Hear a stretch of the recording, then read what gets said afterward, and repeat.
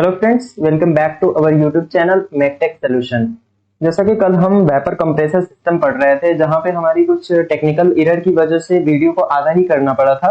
तो उसका आधा पोर्शन हमारा जो थोड़ा सा पोर्शन बचा है, जो लगभग 25 से 30 मिनट का है, तो आइए उसको भी आगे की तरफ देख लेते हैं।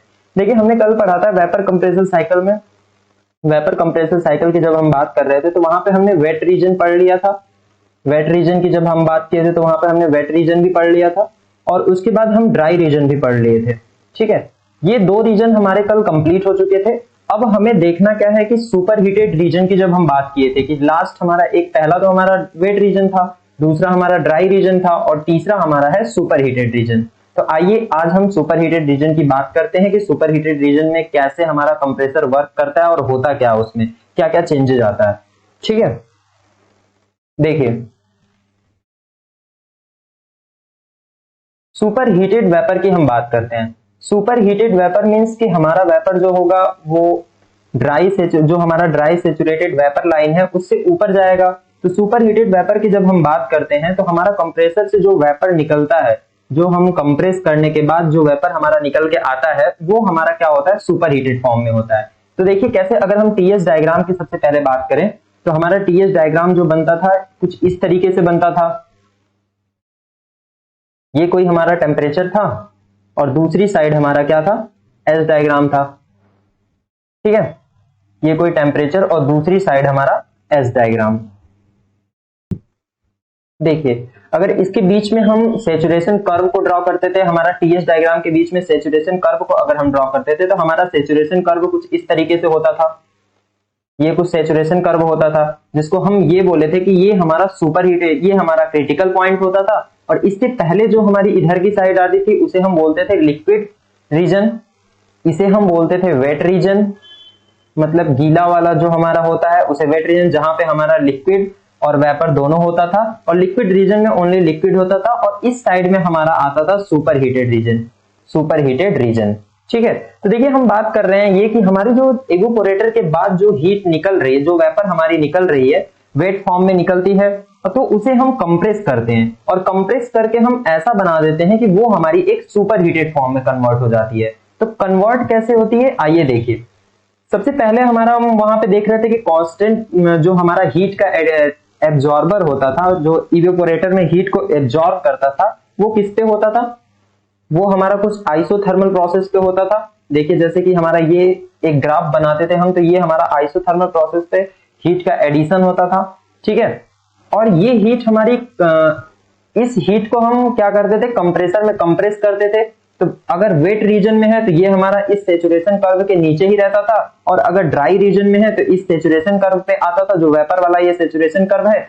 और अब हम सुपर हीटेड की बात कर रहे हैं, तो सुपर हीटेड की जब बात कर रहे हैं तो हमारा इवेपोरेटर से निकला हुआ जो वेपर होगा उसको कंप्रेस ऐसा करेंगे, हम इतना कंप्रेस कर देंगे कि वो हमारा सुपर हीटेड फॉर्म में पहुंच जाएगा, कुछ इस तरीके से। देखिए, जब सेचुरेशन वेपर लाइन से हमारा ऊपर की तरफ चला गया, इसका मतलब ये है कि ये वेपर अब हमारा सुपर हीटेड फॉर्म में है। ठीक है, और अगर हम इसमें प्रेशर लाइन को भी दिखाएं तो मान लीजिए कि कोई हमारी एक प्रेशर लाइन ये है, ये कोई हमारी एक प्रेशर लाइन है। ठीक है, तो इस प्रेशर लाइन की जब हम बात कर रहे हैं, कोई इस प्रेशर लाइन जो हम एक एटमॉस्फेरिक की प्रेशर की बात कर रहे थे, तो इस प्रेशर लाइन पे जब हमने कंप्रेसर में कंप्रेस किया तो ये हमारा कुछ यहां पे पहुंच जा रहा है, जिसे हम बोल रहे हैं सुपर हीटेड। इसको हम बोल रहे हैं सुपर हीटेड, इसे हम सुपर हीटेड वेपर बोल रहे हैं। ठीक है, जब इसे हम सुपर हीटेड वेपर बोल रहे हैं तो इसके बाद अब क्या होता था, इसके बाद हमारा आगे का प्रोसेस होता था जो कंडेंस होता था, जिसमें हीट का रिजेक्शन होता था। तो मान लीजिए कि इसके बाद कुछ कंडेंस होने के बाद हमारा कुछ ये कंडेंस हुआ। सबसे पहले ये सुपर हीटेड से हमारा वेपर फॉर्म में आएगा, वेपर में कन्वर्ट होने के बाद उसके बाद ये वेट रीजन से होते हुए ठंडा होकर ये वाटर के फॉर्म में आएगा, जो वाटर लिक्विड फॉर्म में आ जाएगा। वाटर ना बोल के हम लिक्विड फॉर्म में बोल सकते हैं। तो यहाँ पे हमारा कुछ लिक्विड फॉर्म हो जाएगा, इसे हम बोलते हैं लिक्विड फॉर्म, द्रवित, जिसे हम लिक्विड फॉर्म बोल देंगे। और इसके बाद हमारा आगे का प्रोसेस होता था जो थ्रॉटलिंग डिवाइस में, जो थ्रॉटल वाल्व हम कैपिलरी ट्यूब लगाते थे, उसमें हमारा थ्रॉटलिंग वाल्व में कन्वर्ट होकर वहां से हमारा थ्रॉटलिंग वाल्व में प्रेशर को ड्रॉप कराते थे। तो आगे की प्रोसेस हमारी कुछ थ्रॉटलिंग वाल्व वाली ये हो जाएगी। इसके बाद हमारा थ्रॉटलिंग वाल्व में कुछ यहां से पहुंच के यहां पहुंच जाएगा। ठीक है, तो ये प्रोसेस हमारी होती थी। जो अगर हम यहाँ पे बात करें तो ये हमारा इवोपोरेटर था, यहाँ वाला रीजन हमारा इवोपोरेटर था जहां पे हम रूम को क्या कर रहे थे, ठंडा कर रहे थे, इसको हम ठंडा कर रहे थे, ये हमारा इवोपोरेटर था। इवोपोरेटर से बाहर निकली गैस, बाहर निकलने के वेपर बाहर निकली, बाहर निकलने के बाद इसे हमने इतना कंप्रेस किया कि ये इस बार सुपर हीटेड फॉर्म में बन गई, और सुपर हीटेड फॉर्म में बनी जिसे हम कंडेंसर में भेजे। कंडेंसर में भेजने से पहले वो ठंडा हुई, ठंडा होकर वेपर फॉर्म में आई क्योंकि सुपर हीटेड वेपर थी, तो सुपर हीटेड वेपर से कन्वर्ट होकर यहाँ पे वेपर में आई, इसे हम वेपर बोल देते हैं। यहाँ पे वेपर में आने के बाद फिर उसके बाद ये कंडेंसर में इतना ठंडा हुई, हीट का रिजेक्शन उष्मा इतना ज्यादा बाहर निकल गई कि वो हमारा फिर लिक्विड फॉर्म में आ गई। लिक्विड फॉर्म में आने के बाद अब हम थ्रॉटलिंग वाल्व की हेल्प से यहां से कुछ लिक्विड फॉर्म में आई, लिक्विड फॉर्म में आने के बाद कुछ थ्रॉटलिंग वाल्व से हमारा क्या हुआ, कन्वर्ट हो गया। ये थ्रॉटलिंग वाल्व से प्रेशर को कम करके हमने फिर इवोपोरेटर में भेज दिया। ठीक है, तो ये हमारी कुछ प्रोसेस थी जिसमें हम देख रहे हैं कि हम कंप्रेसर के बाद जो हीट को कंप्रेसर करने के बाद, कंप्रेस करने के बाद हम देख रहे हैं कि वेपर हमारी सुपर हीटेड फॉर्म में चेंज हो गई। इससे फर्क क्या पड़ा, देखिए सबसे पहला इससे इफेक्ट ये पड़ा कि जो हमारा रेफ्रिजरेशन इफेक्ट है ना, वो यहाँ पे ज्यादा मिलेगा। कैसे ज्यादा मिलेगा, आइए देखते हैं। मान लीजिए कि ये हमारा कुछ, ये जो साइकिल हमारी है, ये तो हमारा इवोपोरेटर था, ये हमारा इवोपोरेटर है, और इसे हम क्या बोल रहे थे, इसे हम बोल रहे थे कंप्रेसर। और उसके बाद अगर ऊपर वाली बात कर रहे थे, हम क्या बोल रहे थे, यहां पे ऊपर हमारा था कंडेंसर, और ये जो हमारा था, ये हमारा हो रहा था थ्रॉटलिंग डिवाइस, थ्रॉटलिंग वाल्व जिसे हम बोल रहे थे। ठीक है, देखिए इवोपोरेटर में अगर हम वेट की बात करते थे, मान लीजिए हम जो डॉटेड लाइन से दिखा रहे हैं वही हमारा रहेगा। सबसे पहले हम अगर बात करते हैं कि इवोपोरेटर अगर हमारा वेट रीजन में है, देखिए इवोपोरेटर के बाद निकली हुई कंप्रेसर में अगर हम वेपर को कंप्रेस कर रहे थे जो हमारा वेट रीजन में ही रह जा रही थी, तो ये ग्राफ कुछ यहाँ पे बनता था, ये कुछ डॉटेड लाइन से जो हम दिखा रहे हैं ये ग्राफ कुछ यहाँ बनता था। चलिए इसे बाहर देखते हैं, इस डायग्राम के अलावा हम एक और डायग्राम बनाते हैं जिसमें हम इसको समझते हैं।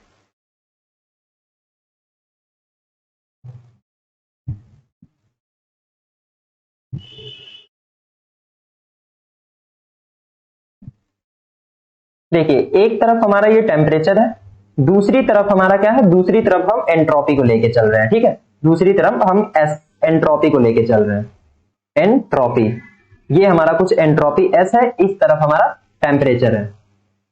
ठीक है, हम सेचुरेशन कर्व की बात किए थे कि सेचुरेशन कर्व हम ड्रॉ कर लेते हैं। अब ये हमारा कुछ सेचुरेशन कर्व ऐसे बनता है, इसमें पहाड़ टाइप में, इस सेचुरेशन कर्व को हमने ड्रॉ कर लिया। अब क्या था कि इवोपोरेटर से जो हमारी हीट निकली थी, मान लीजिए कि हमारी इवोपोरेटर से निकली हुई हीट कुछ ये है, ये इवोपोरेटर का वर्क हुआ। इवोपोरेटर का वर्क होने के बाद देखिए, इससे पहले हम प्रेशर लाइन को भी बना लेते हैं। मान लीजिए कि ये हमारी कोई एक प्रेशर लाइन है, इस प्रेशर लाइन पे हमने कोई काम किया है, ये हमारी जो प्रेशर लाइन जा रही है, इस प्रेशर लाइन पे हमने कोई वर्क कराया, मतलब काम किया, अपने इवोपोरेटर हो या फिर कोई भी हो, तो इस प्रेशर लाइन पे हमने काम किया। ये हमारा इवोपोरेटर से जो हीट निकली हुई है, इसे हम कंप्रेस करके क्या कर रहे हैं, सुपर हीटेड फॉर्म में बना रहे हैं। ये कुछ सुपर हीटेड में हमारा कन्वर्ट होने के बाद कुछ ये बन रहा है, सॉरी, सुपर हीटेड में कन्वर्ट होने के बाद कुछ ये बन रहा है। देखिए सुपर हीटेड में कन्वर्ट हो गया, जो कंप्रेसर में हमारा सुपर हीटेड फॉर्म में बन गया, तो कुछ यहां पहुंच गया। उसके बाद हमारे आगे की प्रोसेस में क्या हो रही है, आगे हमारा ये कंडेंस हो रही है, लिक्विड वेपर हमारी कंडेंस होकर ठंडा हो रही है, जो लिक्विड फॉर्म में आ गई। लिक्विड फॉर्म में आने के बाद हमारा आगे का प्रोसेस जो होता था वो हमारा इवोपोरेशन होता था। ये हमारा कुछ थ्रॉटलिंग डिवाइस होती थी जो थ्रॉटलिंग वाल्व में कन्वर्ट होता था। ठीक है, ये कुछ हुआ, यहां पे हमारा इवोपोरेटर था, यहां पे हमारा क्या था, कंप्रेसर था, यहां पे हमारा क्या था, कंडेंसर था, और यहां पे हमारी क्या थी, थ्रॉटलिंग वाल्व थी। ठीक है, देखिए समझने वाली चीज यहां पे ये है कि ये सुपर हीटेड रीजन में हमारा चला गया, तो इससे फायदा क्या हुआ है, क्या यहाँ पे फायदा कोई हुआ है या फिर कोई नुकसान हुआ है, देखते हैं। मान लीजिए कि इवोपोरेटर से निकलने वाली जो हमारी वेपर थी, वेट वेपर थी, ये वेट रीजन है, तो वेट वेपर जो थी वो क्या हुई कि पहले हमारी वेट रीजन में ही रह गई, कंप्रेसर होने के बाद वेट रीजन में ही रहेगी। देखिए कंप्रेसर होने के बाद मान लीजिए कि ये इसी प्रेशर लाइन पे वेट रीजन में रहती है, मींस कि इसका यहीं तक जाती है, यहां तक जाती है। ठीक है, ये यहां तक जाती है, ये हमारा क्या है, ये हमारा वेट रीजन का ग्राफ है। ठीक है, वेट रीजन में जब हमारी वेपर रह रही है कंप्रेशन के बाद, तब का ग्राफ है। और ये जो ग्राफ है हमारा सुपर हीटेड रीजन का ग्राफ है, सुपर हीटेड रीजन का ग्राफ है। जब कंप्रेशन हुआ है तो वो सुपर हीटेड रीजन में वेपर चली गई है, ठीक है। और एक हमने और पढ़ा था, जो वो कौन सा था, वो था कि हमारा अगर ड्राई हो, dry saturated vapour, dry saturated vapour मतलब इसी लाइन पे हो, तो ये कुछ ग्राफ होगा। तो देखिए ये तीनों ग्राफ आपके सामने है, इसमें फर्क क्या पड़ रहा है। मान लीजिए वेट रीजन वाले को हमने ए ले लिया, उसके बाद हमने ड्राई को बी ले लिया, और उसके बाद सुपर हीटेड को हमने सी ले लिया, और यहाँ पे हमने कोई 4 ले लिया, ठीक है। तो देखिए होता क्या है, सबसे पहला यहाँ से एक चेंजेस आ रही है कि जो हमने 4 से 1 में देख रहे हैं रेफ्रिजरेशन इफेक्ट, ये 4 से 1 हमारा रेफ्रिजरेशन इफेक्ट है, ठीक है। ये 4 से 1 हमारा रेफ्रिजरेशन इफेक्ट है, जो कि पहले वेट रीजन का रेफ्रिजरेशन इफेक्ट है, ये वेट रीजन का रेफ्रिजरेशन इफेक्ट है। बाद में हम इसी को अगर ड्राई बनाते हैं तो ड्राई में हम देख रहे हैं 4 से बी में हमारा रेफ्रिजरेशन इफेक्ट बढ़ जा रहा है, ये रेफ्रिजरेशन इफेक्ट जो है वो हमारा ड्राई का है, ठीक है। उसके बाद अगर हम तीसरा वाला देखें तो तीसरा वाला हमारा क्या हो रहा है, जो 4 से सी की तरफ जा रहा है वो हमारा है सुपर हीटेड का रेफ्रिजरेशन इफेक्ट। रेफ्रिजरेशन इफेक्ट मतलब कि रेफ्रिजरेशन प्रभाव जो है वो हमारा सुपर हीटेड के लिए, ठीक है।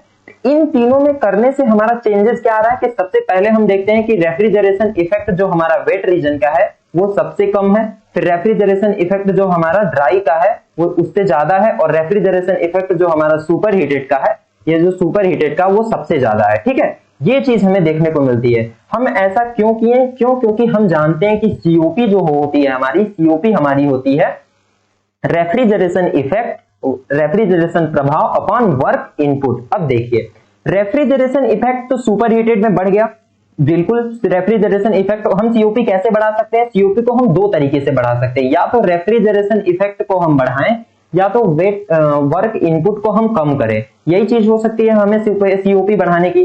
देखिए हम ये कर रहे हैं, अगर हम सुपर हीटेड रीजन में जा रहे हैं तो हमारा रेफ्रिजरेशन इफेक्ट बढ़ रहा है कि नहीं। जाहिर सी बात है रेफ्रिजरेशन इफेक्ट के साथ साथ हमारा कंप्रेसर वर्क भी बढ़ रहा है, बट हम ये कह सकते हैं कि कंप्रेसर वर्क हमारा उतना ज्यादा नहीं बढ़ रहा है जितनी तेजी से हमारा रेफ्रिजरेशन इफेक्ट बढ़ रहा है। तो रेफ्रिजरेशन इफेक्ट बढ़ने से हमारा क्या होगा, सीओपी में बढ़ोतरी होगी। सीओपी बढ़ भी सकती है, घट भी सकती है, लेकिन ज्यादा चांसेस है कि सीओपी यहाँ पे बढ़ेगी, हमारी कोफिशिएंट ऑफ परफॉर्मेंस हमारा यहाँ पे बढ़ेगा। इसलिए हम जो वेपर कंप्रेसर सिस्टम होता है उसको हम तीन तरीके से पढ़ते हैं, वेट रीजन में पढ़ते हैं, ड्राई रीजन में पढ़ते हैं, और उसके बाद हम सुपर हीटेड रीजन में पढ़ते हैं। इन तीनों को पढ़ने का हमारा एक ही मोटिव होता है कि हम देखते हैं कि अगर हमारी वेपर वेट रीजन में है कंप्रेसर के बाद तो क्या हो रहा है, ड्राई रीजन में है तो क्या होगा, और सेचुरेशन सुपर हीटेड रीजन में है तो क्या होगा। तो यहाँ से हम ग्राफ तीनों देख के हमें ये पता चलता है कि अगर हमारी वेपर सुपर हीटेड रीजन में है तो कंप्रेसर के बाद सुपर हीटेड रीजन में जा रही है, तो वहां पे हमें सबसे ज्यादा रेफ्रिजरेशन इफेक्ट मिल रहा है। मतलब रेफ्रिजरेशन प्रभाव जितना ज्यादा मिलेगा उतना ही ज्यादा हमें कोफिशिएंट ऑफ परफॉर्मेंस मिलेगा, ठीक है। तो आइए आगे हम इसके इफेक्ट को देखते हैं कि अगर हम इसमें क्या क्या चेंजेस करें कि हमारी सीओपी बढ़ सकती है। पहला तो हमें ये चीज पता है, बिल्कुल क्लियर है कि हम सुपर हीटेड रीजन में जाएंगे तो हमारी सीओपी जाहिर सी बात है बढ़ेगी, ठीक है। ये तो चीज कंफर्म हुई।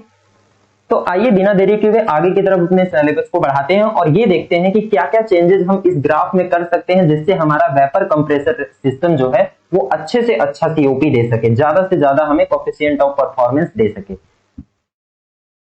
देखिए मैं चाहता हूं कि आप वेपर कंप्रेसर सिस्टम में सबसे पहले उसको अगर हम इफेक्ट को देखें तो इफेक्ट से पहले हम ये देख लेते हैं कि वेपर कंप्रेसर सिस्टम हमारा होता कैसा है। देखिए हमने बात किया था चार कंपोनेंट की हमने बात किया था। पहला हमारा था इवेपोरेटर। देखिए इवेपोरेटर हमारा ये दिखाई दे रहा है कुछ यहाँ पे, पहले नंबर हम ये दे देते हैं जो जहां से हीट की हमारी इनपुट हो रही है, तो ये हमारा इवेपोरेटर है। और दूसरे की हम बात किए थे क्या, कंप्रेसर की। तो कंप्रेसर हमारा कुछ यहाँ पे है, देखिए ये हमारा कुछ कंप्रेसर है, यहाँ पे हमारा कोई इवेपोरेटर लगा हुआ है। फिर तीसरे एलिमेंट की हम बात किए थे क्या, कंडेंसर। तो हमारा कुछ कंडेंसर ये है जो ऊपर लगा हुआ है। ध्यान रखिए जब भी हम डायग्राम को बनाते हैं ना तो हम ये चेक करते हैं कि इवेपोरेटर के सामने हमारा कंडेंसर होना चाहिए, जहां से एक साइड से देखिए इवेपोरेटर से हमने हीट लिया तो कंडेंसर से उसी के सामने हमारी हीट बाहर निकल जानी चाहिए। हम सिंपल में अगर ब्लॉक डायग्राम इसे बोलते हैं, सिंपल में अगर बनाए तो यही है कि हम इवेपोरेटर दूसरी साइड नीचे की साइड रखें, मतलब जहां से हमें हीट को निकालनी है। मान लीजिए ये रूम है हमारा, तो यहां से हमें हीट को निकालनी है, तो हम ये मान लीजिए हमारा रूम है, तो यहां से अगर हमें हीट को निकालनी है तो यहीं पे हम इवेपोरेटर लगा देते हैं। और इसके ऊपर हम कंडेंसर लगा देते हैं जहां से हम हीट को रिजेक्ट कर देते हैं। सबसे सिंपल तरीका यह है कि मान लीजिए कि यहाँ पे हमने एसी को लगाया, एसी के इस पार्ट को हमने यहाँ पे रूम की साइड लगाया और इसका पीछे वाला भाग हमने विंडो साइड में लगा दिया, तो ये विंडो से इधर से बाहर निकल गई, मतलब हीट यहाँ से रिजेक्ट हो गई। यहाँ से हीट का रिजेक्ट होना, यहाँ से हीट बाहर चली गई और यहाँ से रूम से हीट ली और इस विंडो से बाहर निकल गई। तो कुछ इस तरीके से हम समझ सकते हैं। तो पहला एलिमेंट हमारा था इवोपरेटर, दूसरा कंपोनेंट हमारा था कंप्रेसर, तीसरा था हमारा कंडेंसर और एक चौथा हमने बात की थी क्या, थ्रॉटलिंग वाल्व। थ्रॉटलिंग वाल्व या एक्सपेंशन वाल्व, जो हमारा की कुछ यहाँ पे दिखाई दे रहा है। ठीक है, तो देखिए इसमें होता क्या है, सबसे पहले हम क्या करते हैं कि रूम से हीट को एब्जॉर्ब करते हैं, मतलब रूम से हीट को हम लेते हैं, रूम से ये कुछ हीट को लिया यहाँ पे, यहाँ से रूम से हीट को लेकर क्यू इनपुट हुआ जो कि यहाँ पे दिखाई भी दे रहा है। इवोपरेटर में यहाँ पे रूम से हीट को लिया है जो दिखाई दे रहा है।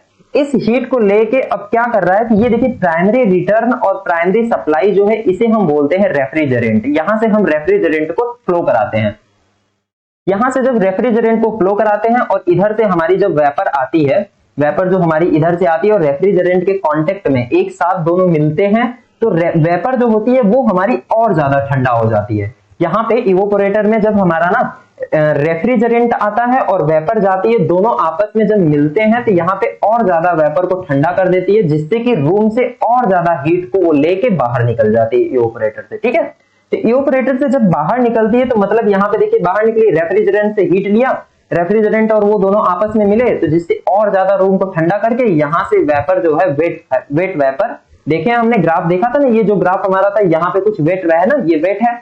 तो वेट वेपर जब हमारी बाहर निकलती है और कंप्रेसर में पहुंचती है, तो ये कंप्रेसर है, कंप्रेसर में क्या करती थी, कंप्रेस करती थी, तो यहाँ पे हमारा प्रेशर को भी बढ़ाती थी और टेम्परेचर को भी बढ़ा देती थी। ठीक है, यहाँ से तो हमारा प्रेशर कम था, यहाँ प्रेशर कम हो गया था और टेम्परेचर हाई हो गया था हमारा यहाँ पे, लेकिन वेपर कंप्रेसर में जाते ही यहाँ से हमारा प्रेशर भी बढ़ जाता है, दाब भी बढ़ जाता है और तापमान भी इसका बढ़ जाता है। ठीक है, कंप्रेसर में दाब और तापमान दोनों बढ़ने के बाद ये सीधे कंडेंसर में जाती है और कंडेंसर में देखिए ये है ना, from cooling tower to cooling tower, मतलब इधर से हम वाटर या फिर एयर कुछ भी हम भेज देते थे अंदर, ठंडा पानी भेजते थे। यहाँ से क्या करती थी कि जब यहाँ से वेपर हमारी निकलती थी, अब या तो वो वेपर हमारी वेट वेपर हो सकती है, ड्राई वेपर हो सकती है या फिर सुपर हीटेड वेपर हो सकती है, तीनों की हमने बात किया था। ठीक है, जो भी होगी वो हमारी कंप्रेसर से निकलने के बाद कंडेंसर में जाएगी, ऊपर से हम पानी या फिर ठंडे हवा को अंदर की तरफ भेजेंगे, एक पाइप के माध्यम से भेजते हैं, जो वो हवा या पानी क्या करती है, वेपर से हीट को ले लेती है,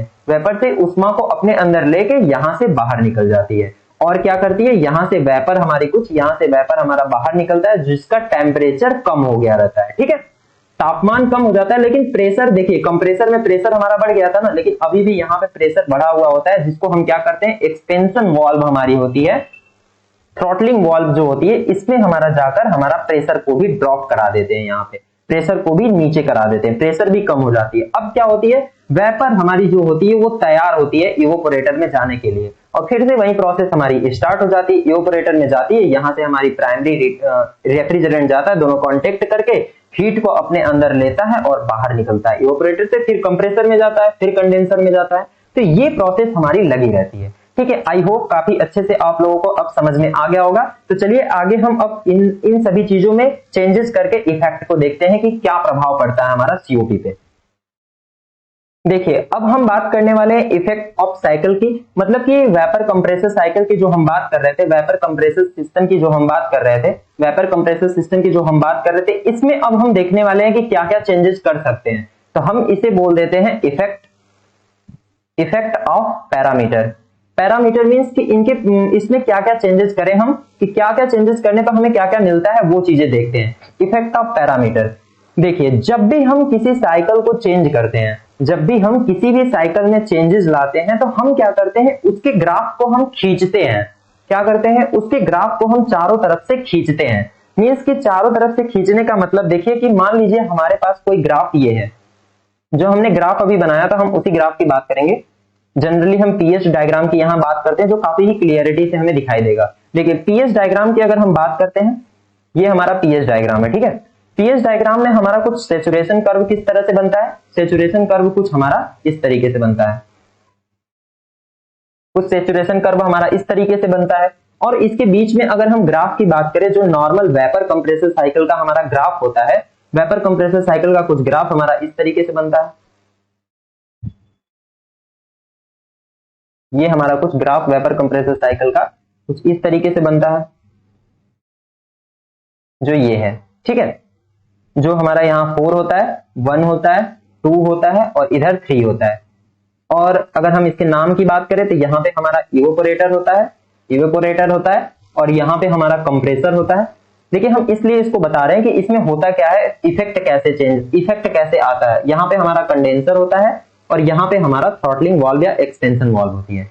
तो जो ये हमारा ग्राफ 1 2 3 4 वाला जो बना है ना, जो ये हमारा ग्राफ बना है, अगर हमें इसको वेपर कंप्रेसर सिस्टम में अगर हमें कोई इफेक्ट देखना है तो हम कुछ नहीं करते हैं, इसमें बस एक ही काम करते हैं कि हम ग्राफ को चारों तरफ से एक एक करके खींच के देखते हैं कि क्या चेंजेस आ रहा है, ठीक है। तो सबसे पहले हम अगर मान लीजिए बात करें तो सबसे पहला हमारा इफेक्ट है कि अगर हम इवेपोरेटर का देखिए, ये प्रेशर है ना, हमारा प्रेशर जो है, ये दाब जो है, ये दाब P1 बराबर P4 है यहाँ पे, और इस दाब को हम क्या बोलेंगे, इवेपोरेटर दाब बोलेंगे, इवेपोरेटर का दाब बोलेंगे कि नहीं, क्योंकि यहाँ पे इसी पे तो हमारा इवेपोरेटर वर्क कर रहा है। ये हमारा कुछ रूम को ठंडा करना है मान लीजिए, तो ठीक है। तो हम क्या करेंगे कि इवेपोरेटर ग्राफ को हम खींचते हैं, बाहर की तरफ खींचते हैं। तो खींचेंगे तो हमारा ग्राफ किधर आएगा, खींचने के बाद मान लीजिए हमारा ग्राफ कुछ इस तरीके से शो होता है। ये जो 4 यहाँ पे है, 4 कुछ खींचने के बाद हमारा यहाँ आ जाएगा, यहां से हम खींच के इसको बाहर की तरफ ला देते हैं, ठीक है। ये खींचने के बाद हमारा क्या 4 डैश कुछ यहां आएगा और 1 कुछ यहां आएगा। तो यही चीजें चेंजेस करेंगे हम, और जिससे कि हमारा अब कंप्रेसर वर्क देखिए कहां गया, कंप्रेसर वर्क हमारा कुछ यहां पे चला गया, कुछ कंप्रेसर वर्क हमारा ये हुआ। तो इसी चीज को चेंजेस करेंगे। और मान लीजिए कि अगर हम 3 से 4 में जो थ्रॉटलिंग डिवाइस है, इसमें अगर इस लाइन को हम स्क्रैच मतलब खींच के बाहर लाते हैं, तो कुछ खींचने के बाद इसको अगर हम यहां से पकड़ के ऐसे बाहर खींचे तो क्या होगा, यहाँ पे कुछ ऐसे आएगा। तो यही चीज हम करने वाले हैं कि हम इसमें क्या क्या चेंजेस करेंगे। तो बस चेंजेस में हम एक ही चीज करने वाले हैं, ग्राफ को अलग अलग साइड से हम खींचेंगे, इवेपोरेटर की तरफ से बाहर की तरफ खींचेंगे, कंप्रेसर की तरफ से बाहर को खींचेंगे और कंडेंसर की तरफ से बाहर को खींचेंगे, फिर उसके बाद थ्रॉटलिंग वाल्व की तरफ से बाहर को खींचेंगे। और एक एक बार सबको खींचने के बाद हम देखेंगे कि क्या क्या चेंजेस आ रहा है और उसका हम एक एक नाम देते जाएंगे, ठीक है। तो आइए चलिए देखते हैं। सबसे पहले हम इवेपोरेटर प्रेशर को हम नीचे की तरफ करते हैं, इवेपोरेटर प्रेशर जो है हम उसको खींच के नीचे की तरफ और लाते हैं, देखते हैं क्या होता है। देखिए हमारे पास ये इवेपोरेटर प्रेशर को हम जब स्केच करते हैं तो देखते हैं होता क्या। देखिए हमारे पास ये डायग्राम है, पीएस डायग्राम है वेपर कंप्रेसर साइकिल का, जो सुपर हीटेड रीजन में दिखाई दे रहा है कि सुपर हीटेड है, ठीक है। तो अब हम क्या करते हैं कि इवेपोरेटर प्रेशर को और कम करते हैं। इवेपोरेटर प्रेशर को कम करने का मतलब हमारा ये है कि हमारा ये जो ग्राफ है कुछ इस साइड से नीचे की तरफ जाएगा। यहाँ पे मान लीजिए 4 पॉइंट कुछ यहाँ 4 डैश पे आएगा, और 1 पॉइंट जो देखिए हमारा है, 1 पॉइंट कहाँ पे है, 1 पॉइंट हमारा ड्राई लाइन पे है, ड्राई वेपर लाइन। ये कुछ हमारा क्रिटिकल पॉइंट होगा। ये यहां से यहां तक जो हमारा ड्राई वेपर लाइन होगी, मतलब सेचुरेटेड वेपर लाइन होगी, और इधर हमारी सेचुरेटेड लिक्विड लाइन होगी। तो अगर हम 1 पॉइंट को ड्राई सेचुरेटेड वेपर लाइन पे ले जाएं तो हमारा कुछ यहाँ पे आ जाएगा, ये ग्राफ कुछ यहाँ तक आएगा, मतलब ये पॉइंट जो हमारा 1 पॉइंट है कुछ इस पॉइंट पे आएगा। तो ये जो अगर हम 4 को और स्क्रैच करते हैं तो ये बाहर होते हुए हमारा कुछ कहाँ पे आ जाता है, कुछ ये लाइन आती है, ठीक है, कुछ ये लाइन दिखाई देती है, मतलब 4 डैश 1 डैश हो जाती है। अब ये लाइन जो 4 से 1 गई थी इवेपोरेटर की, अब वो 4 डैश 1 डैश हो गई, ठीक है। और प्रेशर हमारी जो 1 से 2 की तरफ जाती थी अब 1 डैश 2 डैश पे जाएगी, क्योंकि ये देखिए हमारी प्रेशर लाइन अब है ना, तो ये प्रेशर कांस्टेंट लाइन है तो कुछ आगे की तरफ जाएगी। ये हमारी जाके कुछ यहाँ पे मिलती है, कुछ यहाँ पे मिलती है। इस पॉइंट को हम कहते हैं, इस पॉइंट को हम कह देते हैं 2 डैश, इस पॉइंट को हम कह देते हैं 1 डैश, और इस पॉइंट को हम कह देते हैं 4 डैश। देखिए इवेपोरेटर, ये जो हमारा इवेपोरेटर है, और ये हमारा कंप्रेसर है, और ये हमारा कंडेंसर है, और ये हमारा थ्रॉटलिंग वाल्व है, ठीक है। और पीएस डायग्राम ये हमारा इवेपोरेटर का पहले प्रेशर था ये, और बाद में प्रेशर हमारा कुछ 4 डैश 1 डैश पहुंच गया है, मान लीजिए डैश दे देते हैं, ठीक है। प्रेशर को हमने कम किया है। तो इससे चेंजेस क्या आया है, देखिए इससे चेंजेस, सबसे अच्छी चीजें यहाँ पे देखने को मिल रही है। ये चीज सबसे अच्छी चीजें मिली है या फिर बुरी चीजें मिली है, ये यहाँ पे हम समझते हैं। देखिए सबसे पहले क्या था कि इवेपोरेटर से जो हमें रेफ्रिजरेशन इफेक्ट मिल रहा था ना, इवेपोरेटर से जो हमें रेफ्रिजरेशन इफेक्ट मिल रहा था वो कुछ हमारा यहां से लेके यहां तक मिल रहा था, पहले ये ज्यादा मिल रहा था, देखिए ना, पहले ये जो रेफ्रिजरेशन इफेक्ट, रेफ्रिजरेशन प्रभाव मिल रहा था हमें कुछ ज्यादा मिल रहा था, ये रेफ्रिजरेशन प्रभाव पहले का है तो इसे हम 1 मान लेते हैं, ठीक है। अब क्या हो रहा है, अब देखिए रेफ्रिजरेशन इफेक्ट मान लीजिए हम इसे ग्रीन लाइन से शो कराएं, तो यहाँ पे हमारा देखिए रेफ्रिजरेशन इफेक्ट अब क्या हो रहा है, व्हाइट लाइन से चलिए शो करा है। देखिए रेफ्रिजरेशन इफेक्ट अब बाद में क्या मिल रहा है, कुछ हमें यहीं तक मिल रहा है, यहीं तक मिल रहा है, मीन्स कि ये RE2 है। देखिए ना, पहले हमारा रेफ्रिजरेशन इफेक्ट यहां से लेके यहां तक मिल रहा था, लेकिन बाद में रेफ्रिजरेशन इफेक्ट हमें कुछ यहां से लेके यहीं तक मिल रहा है, मतलब कुछ कमी हुई। तो यहाँ पे हमें पहला चीजें मिली है कि अगर हम इवोपोरेटर प्रेशर को कम करते हैं और नीचे ले जाते हैं, मतलब थ्रॉटलिंग वाल्व में और एक्सपेंड कराते हैं, तो हमारा क्या हो रहा है, रेफ्रिजरेशन इफेक्ट जो है वो कम हो रहा है। पहली चीजें तो हमें ये निकल के आती है। दूसरी चीजें और देखते हैं क्या चेंजेस आ रहा है। दूसरी चीजेस देखिए, चेंजेस यहाँ पे नजर आएगा आपको कि जब हम कंप्रेसर में वर्क को दे रहे हैं ना, कंप्रेशन वर्क करा रहे हैं, तो हमें देखिए कंप्रेसर वर्क कुछ पहले इतना ही कराना होता था। पहले हम कंप्रेसर वर्क को कुछ इतना ही करा रहे थे, जो ये कंप्रेसर वर्क है ना, WC कंप्रेसर वर्क मान लीजिए पहला है, तो हम कुछ इतना ही कर रहे थे, यहीं तक कर रहे थे। लेकिन अब देखिए जब हमने इसको प्रेशर को डाउन किया है, तो कंप्रेसर वर्क कुछ हमें इतना करना पड़ रहा है, कंप्लीट वर्क जो हमें करना पड़ रहा है वो कुछ हमें इतना करना पड़ रहा है। तो ये WC2 है। तो इससे क्या फर्क पड़ा, इससे फर्क ये चेंजेस आया कि अगर हम प्रेशर को डाउन किए तो पहला तो रेफ्रिजरेशन इफेक्ट हमारा कम हुआ है, दूसरा चीजें हमारा ये भी यहां से निकल के आई कि कंप्रेसर वर्क जो हम कर रहे थे वो हमारा बढ़ गया, हमें अब ज्यादा कंप्रेसर वर्क करना पड़ रहा है। तो क्या ये चीजें हमारी अच्छी हुई है, जो हमने इवोपोरेटर प्रेशर को कम किया है, क्या ये चीजें हमारी साइकिल के लिए अच्छी चीजें हुई है? आइए देखते हैं। हम जानते हैं कि जो हमारा COP होता है, जो हमारा COP होता है वो हमारा refrigeration effect upon work input होता है, और वर्क इनपुट मींस कि कंप्रेसर वर्क होता है, ठीक है, यही होता है। तो देखिए COP में अगर हम रेफ्रिजरेशन इफेक्ट को बढ़ा दें और रेफ्रिजरेशन इफेक्ट को कम कर दे और कंप्रेसर वर्क को बढ़ा दे, मतलब कि ये जो हमारा रेफ्रिजरेशन इफेक्ट वर्क है इसको कम कर दिया और कंप्रेसर वर्क को बढ़ा दिया, तो हम कह रहे हैं कि मान लीजिए पहले हमने 4 में 2 से डिवाइड किया था, अब हम क्या कर रहे हैं कि 3 में 5 से डिवाइड कर रहे हैं। तो ये वैल्यू ज्यादा होगी या फिर ये वैल्यू ज्यादा होगी, या फिर ये वैल्यू ज्यादा होगी, ये वैल्यू तो कम हो गई ना, तो मतलब कि COP हमारी और कम होगी। तो क्या ये चीजें अच्छी हुई है? इसका मतलब ये है कि हमें ये चीजें नहीं करनी है, हमें ये चीजें नहीं करनी है, ठीक है। तो हम क्या करते हैं कि अगर हमारा ये इवोपोरेटर वर्क को कम करते हैं, मतलब इवोपोरेटर प्रेशर को कम करते हैं, तो हमें क्या मिलता है, COP हमें कम मिलता है। तो ठीक इसका उल्टा हम ये चीज कह सकते हैं कि अगर हम इवोपोरेटर वर्क को, ये इवोपोरेशन में अगर प्रेशर जो है, प्रेशर को हम मान लीजिए कुछ बढ़ाते हैं, यहां पे ले जाते हैं, तो हमें वो क्या COP ज्यादा मिलेगी? बिल्कुल मिलेगी। तो हम उल्टा चल रहे हैं, मतलब कि हम स्क्रैच कर रहे हैं, हम किसी चीज को दबा नहीं रहे, हम अपनी तरफ बाहर की तरफ खींच रहे हैं। तो खींच के हमने ग्राफ देखा जिससे कि क्या हो रहा है, हमारा COP कम हो रही है। अगर हम इसी इवोपोरेटर प्रेशर को और बढ़ा देते, यहाँ पे न जाके हम कुछ यहाँ पे ले जाते इस इवोपोरेटर प्रेशर को, तो जाहिर सी बात है हमारी COP क्या होती, बढ़ जाती। तो यहाँ पे हमारा पहला इफेक्ट निकल के आता है कि अगर हम इवोपोरेटर की प्रेशर को कम करेंगे तो हमारा क्या होगा, COP हमारा बिल्कुल कम होगा, जाहिर सी बात है कम होगा। और इसी का उल्टा अगर हम बोले कि इवोपोरेटर प्रेशर को हम बढ़ाएं तो हमारी COP क्या होगी, बढ़ेगी। तो पहला यहाँ पे हमारा इफेक्ट निकल के आता है। आइए आगे बढ़ते हैं और इस बार हम कंडेंसर प्रेशर को देखते हैं क्या करना है। कंडेंसर प्रेशर को हम बढ़ा के देखते हैं क्या चेंजेस आता है, ठीक है। देखिए इस बार हम क्या कर रहे हैं कि इस बार हम पहले तो हमने इवोपोरेटर प्रेशर को कम किया था, अब इस ग्राफ को हम स्क्रैच करते हैं, मतलब खींचते हैं बाहर की तरफ, और इस बार हम क्या करते हैं, कंडेंसर प्रेशर को हम बढ़ाते हैं। कंडेंसर प्रेशर को बढ़ाते हैं, चलिए स्टार्ट करते हैं कंडेंसर प्रेशर को बढ़ाना और देखते हैं क्या क्या चेंजेस हमारा इसमें आता है। तो हम फिर से इस बार अभी येलो पेन से स्टार्ट करते हैं मजे लेते हुए। चलिए देखिए क्या करते हैं हम, कंडेंसर प्रेशर देखिए हमारा कुछ 3 पॉइंट पे है, 3 पॉइंट पे कुछ कंडेंसर प्रेशर हमारा यहाँ पे है, ये कुछ P3 पॉइंट पे पहले कंडेंसर प्रेशर है।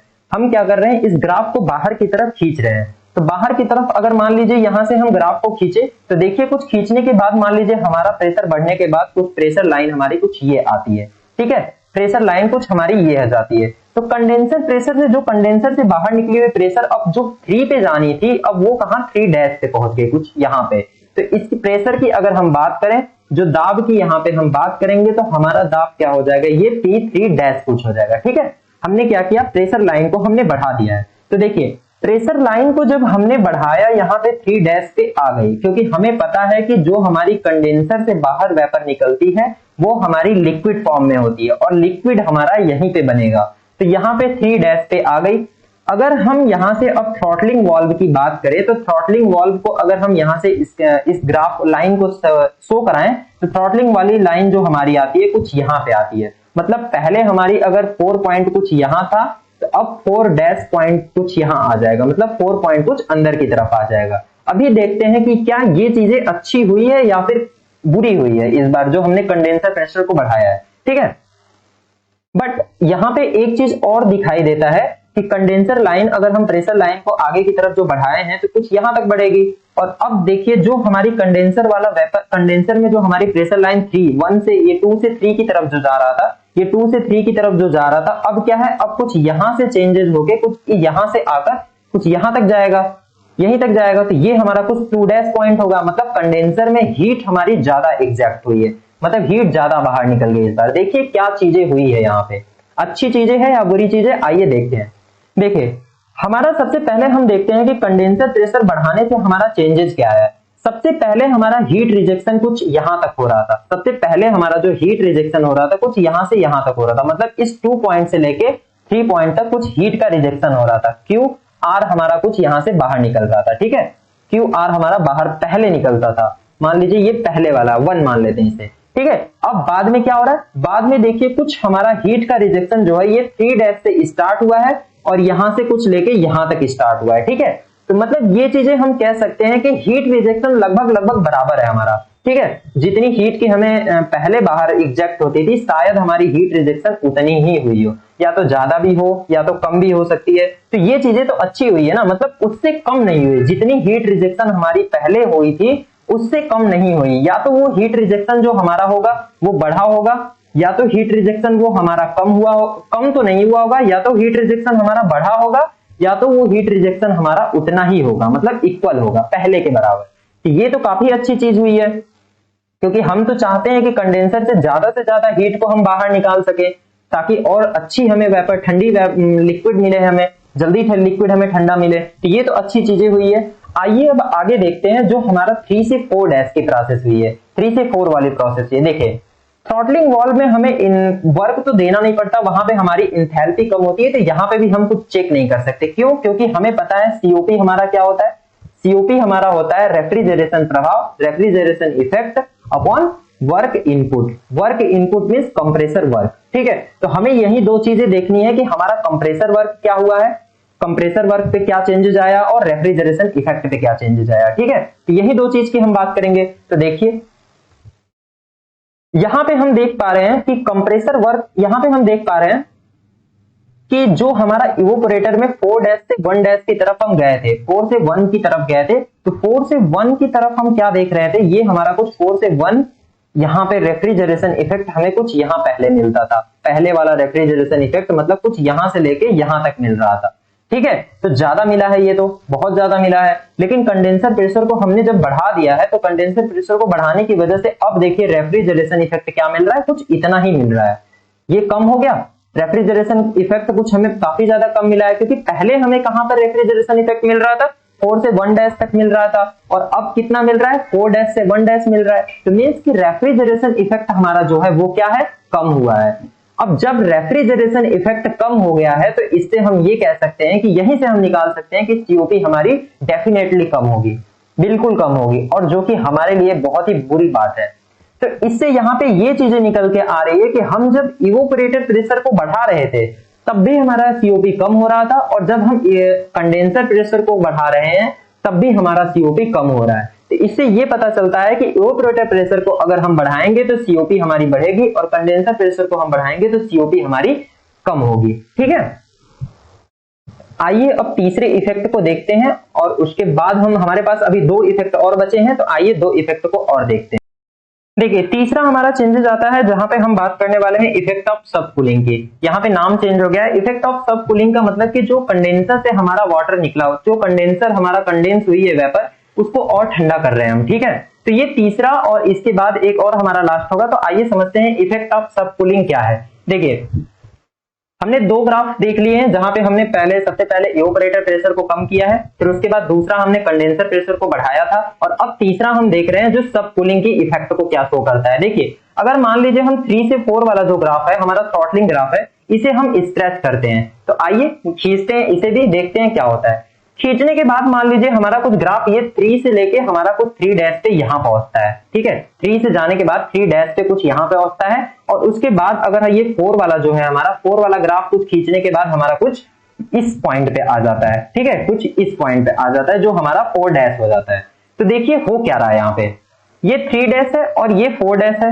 अगर हम यहां से अब इस लाइन को दिखाएं तो ये हमारी बाद में चेंजेस वाली लाइन आएगी, ठीक है, आएगी नहीं ये चेंजेस वाली लाइन। तो मतलब हमारा ये यहाँ पे निकल के आ रहा है कि अगर हम इफेक्ट ऑफ सब कूलिंग को देखें, मतलब थ्रॉटलिंग वाल्व वाली जो हमारी लाइन 3 से 4 है इसके बाहर की तरफ खींचे, तो अब देखिए यहाँ पे दो चीजें निकल के आती है। सबसे पहली चीज ये निकल के आती है, हमें चेक क्या करना है, हमें सीओपी चेक करनी है। और सीओपी होती क्या है, refrigeration effect upon work input. ज्यादा टाइम इसमें लेंगे नहीं क्योंकि ये ज्यादा समझने वाली चीजें है नहीं। तो सिंपल अगर हम ग्राफ को बाहर की तरफ खींचते हैं तो देखते हैं कि रेफ्रिजरेशन इफेक्ट में क्या चेंजेस आता है और वर्क इनपुट में क्या चेंजेस आता है, ठीक है। जो वर्क इनपुट हमें देना है वो कंप्रेसर पे देंगे, और रेफ्रिजरेशन इफेक्ट हमारा कुछ हीट को यहां से एब्जॉर्ब करेंगे और हीट यहां से रिजेक्ट करेंगे, ठीक है।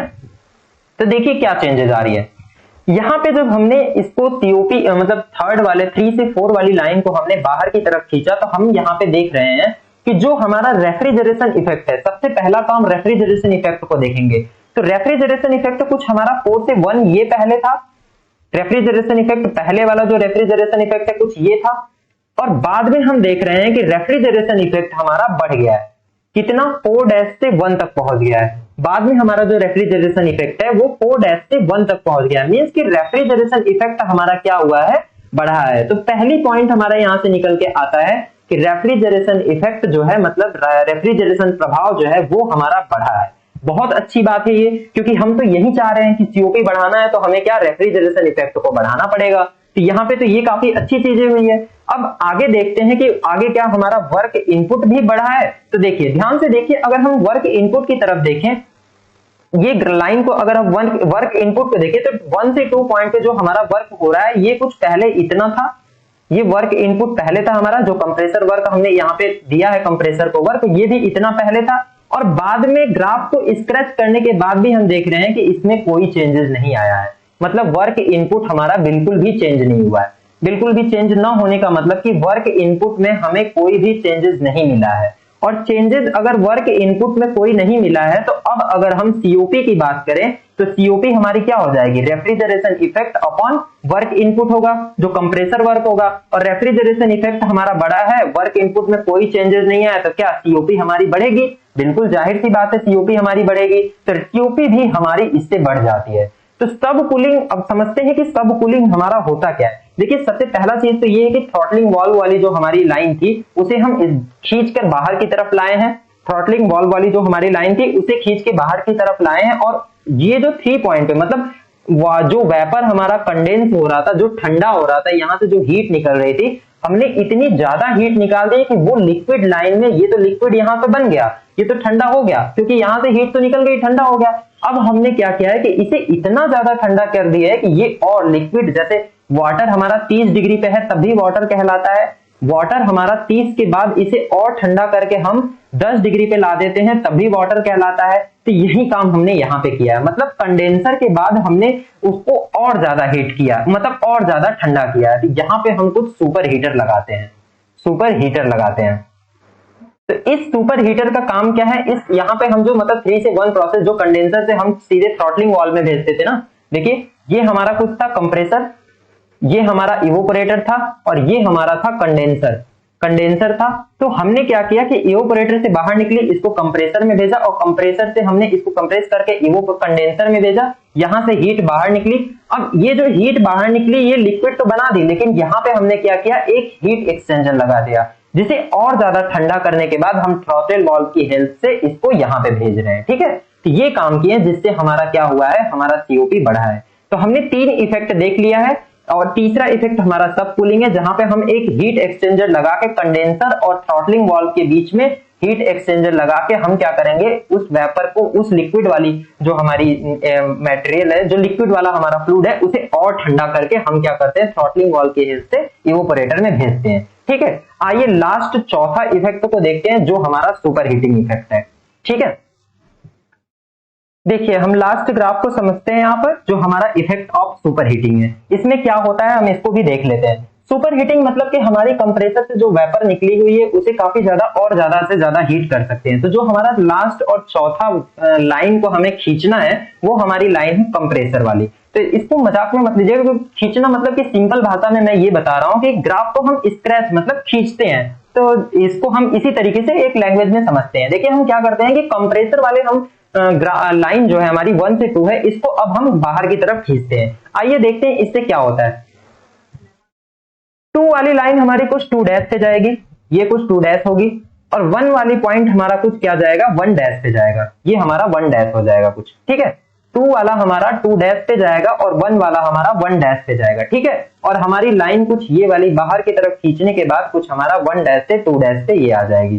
ठीक है, तो देखिए इससे हुआ क्या है, सबसे सिंपल है, यहाँ पे समझते हैं, कुछ ज्यादा चेंजेस करने वाला है नहीं। तो डायरेक्ट हम सीओपी पे आते हैं। तो सीओपी हमारा क्या होता है, सीओपी हमारा रेफ्रिजरेशन इफेक्ट और वर्क इनपुट होता है। ठीक है, work input means compressor work. तो हम इन्हीं 2 चीजों को देखते हैं कि क्या इसमें चेंजेस आया, इसकी वजह से हुआ क्या है। तो देखिए अगर हमने ग्राफ को चेंज किया है, मतलब ग्राफ को बाहर की तरफ खींचा है, तो हमारा क्या चेंजेस आ रहा है। सबसे पहला हमारा रेफ्रिजरेशन इफेक्ट जो यहाँ पे होता है। तो देखिए पहले 4 से 1 पे रेफ्रिजरेशन इफेक्ट हमारा कुछ ये था, 4 से 1 वाला रेफ्रिजरेशन इफेक्ट कुछ हमारा इतना था, और बाद में हम देख रहे हैं कि सुपर हीटिंग जब किए हैं हम, इवेपोरेटर में और ज्यादा ठंडा कराए हैं, तो ये देख रहे हैं कि 4 से 1 डैश तक हमारा रेफ्रिजरेशन इफेक्ट बढ़ गया है। रेफ्रिजरेशन इफेक्ट बढ़ गया है, और रेफ्रिजरेशन इफेक्ट तो बढ़ा है, बहुत अच्छी बात है कि रेफ्रिजरेशन इफेक्ट बढ़ा है। साथ साथ में हमारा क्या हुआ है कि उसके साथ हमारी हीट रिजेक्शन जो हुई है ये भी बढ़ी है। देखिए ध्यान से, हीट रिजेक्शन भी हमारा बढ़ा है, अच्छी बात है, ये हीट रिजेक्शन भी हमारा बढ़ा है, तो काफी अच्छी बात है कि क्योंकि हम ज्यादा से ज्यादा इसे ठंडा करके अब थ्रॉटलिंग वाल्व की हेल्प से इवेपोरेटर में भेज रहे हैं। तो यहाँ पे अगर हम सीओपी की बात करें तो हमारा सबसे पहला इसको सुपर हीटिंग करने का पहला पर्पज ये निकल के आता है कि हमारा रेफ्रिजरेशन इफेक्ट तो बढ़ता ही है, साथ ही साथ हमारा कंप्रेसर वर्क जो होता है, वर्क कंप्रेसर जो होता है वो कांस्टेंट रहता है, उसमें कोई चेंजेस नहीं आता है। ठीक है, देखिए कंप्रेसर वर्क हमारा क्या करता है, कभी कभी बढ़ भी सकता है, क्योंकि अब वेपर से हमारी हीट निकली है वो इतनी ज्यादा ठंडी हो जाएगी या फिर इतनी ज्यादा हीट रहेगी, सुपर हीटेड है, तो उसको काफी ज्यादा काम करना पड़ेगा। तो कंप्रेसर वर्क बढ़ भी सकता है, घट भी सकता है, कांस्टेंट भी रह सकता है। तो यहां से हमारी सीओपी तीनों कंडीशन निकल के आ सकती है कि बढ़ भी सकती है, घट भी सकती है और बराबर भी हो सकती है। तो सुपर हीटिंग रीजन का हमारा यही मेन मकसद होता है कि इधर जो हमारा कंप्रेसर वाली जो लाइन 1 से 2 थी, इसको भी हमने स्क्रैच किया, 1 डैश से 2 डैश बनाया, जिसकी वजह से हमने ये देखा कि रेफ्रिजरेशन इफेक्ट तो हमारा बढ़ा है, लेकिन कंप्रेसर वर्क भी बढ़ने के चांसेस हो जाते हैं। क्यों? क्योंकि अगर हम सुपर हीटेड में किसी चीज को ले जाते हैं तो वो उसे और ज्यादा कंप्रेस करना पड़ेगा, उसका घनत्व, उसका जो आयतन होगा, और गैस की वेपर की जो आयतन होगी वो और ज्यादा बढ़ जाएगी। तो किसी चीज को गर्म करने को उसका आयतन बढ़ता है, वॉल्यूम बढ़ता है, तो वॉल्यूम को और कंप्रेस करने के लिए हमें कंप्रेसर वर्क ज्यादा करना पड़ सकता है। इसलिए हम सुपर हीटेड में तीनों कंडीशन आ सकती है, हमारा सीओपी बढ़ भी सकता है, सीओपी घट भी सकता है और सीओपी कांस्टेंट भी रह सकता है। ठीक है, तो यहाँ पे हम इस प्रोसेस को कराने के लिए हम क्या करते हैं, जो हमारी इवेपोरेटर ये है, इवेपोरेटर से जो हमारा बाहर निकलती है वेपर, और कंप्रेसर जो होता है, इस कंप्रेसर और इवेपोरेटर के बीच में हम क्या करते हैं, एक सुपर हीटर लगा देते हैं, मतलब इसे और सुपर हीटेड कर देते हैं, इसे क्या करते हैं और सुपर हीट कर देते हैं, और उसके बाद हम इसे फिर कंडेंसर में भेज के फिर थ्रॉटलिंग वाल्व की हेल्प से इसे ठंडा कर लेते हैं।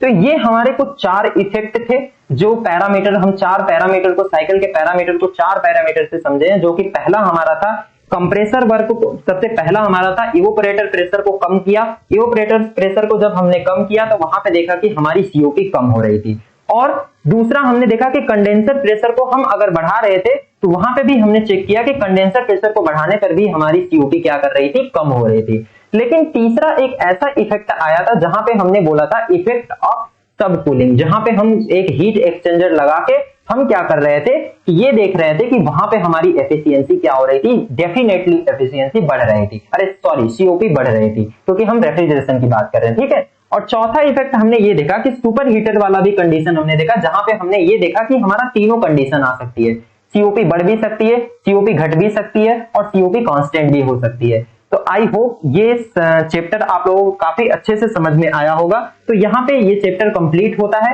जहां पे थोड़ा बहुत है हमारा इंटरकूलर है, तो हम सिंगल स्टेज मल्टी स्टेज है, तो वो हमारे पेपर पे कॉन्ट्रीब्यू से आता नहीं है, पेपर पॉइंट ऑफ व्यू से वो उतना इंपॉर्टेंट है नहीं। तो अगर ये आपको 4 ग्राफ समझ में आ गए हैं तो आप इस चैप्टर को कंप्लीट कर सकते हैं काफी अच्छे से। आई होप आप लोगों को काफी अच्छे से समझ में आया होगा। जो भी अगर डाउट होता है तो आप टेलीग्राम मैसेज कर सकते हैं, या फिर आप कमेंट में कर सकते हैं, हम आपके डाउट को पूरी तरीके से सॉल्व करेंगे। तो आज के लिए इतना ही। अगर वीडियो अच्छी लगी हो तो प्लीज चैनल को सब्सक्राइब करें और हमारे साथ बने रहें, और वीडियो को काफी ज्यादा से ज्यादा शेयर करें ताकि आपको भी और हमें भी बेनिफिट हो सके। Thank you so much.